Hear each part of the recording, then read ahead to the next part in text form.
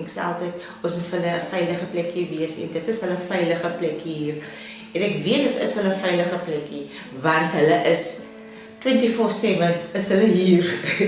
As ons byvoorbeeld in vakansietye sal ons sê, hulle moet eers die program begin 9 uur.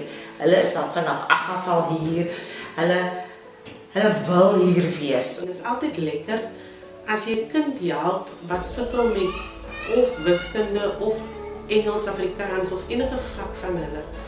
Dat jy vir hulle help en net as hulle dit snap en hulle verstaan dit is hulle gesiggie so ophelder, dat is die beste gedeelte van my werk. Like I'm also learning as a facilitator. I'm not really that good at maths, but these games are like generated into a way that makes learning easier. It makes learning fun. Ek het altyd met ons vorige eienaar John gepraat, dan sê hy vir my, juffrou, as die naskole hier was nie, wat sou gebeur het van ons kinders? Hulle sou nie kon gevorder het op skool nie. En juffrou, ons resultate is baie goed as ek moet sê, want ons doen vaslegging wat hulle by die skole ook doen, sien juffrou. Die life skills en die lees wat hulle nou het, is eintlik meer opwindend. En sien meer so oudtydse, soos by die skool, by skole, al moes maar al die ou tradisies en goed hê. Vir my help dit groots, want ek leer goed wat ek nie geken het of wat ek al vergeet het.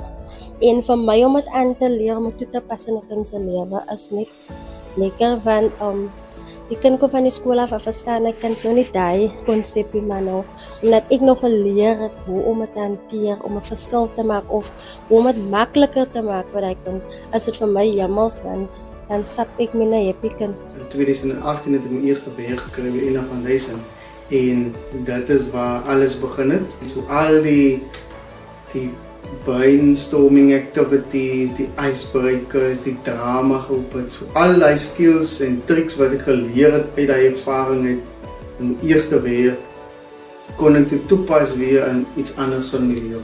So 'n tipe platform en is so belangrik want die kind word gestimuleer, die kind word na gekyk, die kind word regtig waar, dit is die genuine omgee.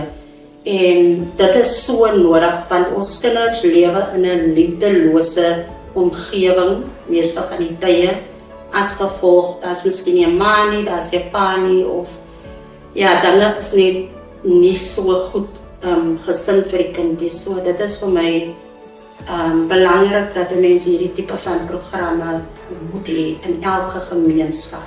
En as 'n kind by jou eerste dag in die klas kom, dan leer jy hom van liefde. Dan daaruit, as 'n kind liefde het, dan gaan jy sien hy kind gaat groei. Want jy weet, ja, jy wil vanoggend weer in, ek wil net by jou voor wees, want jy kry liefde en aandag. En dit is die belangrikste.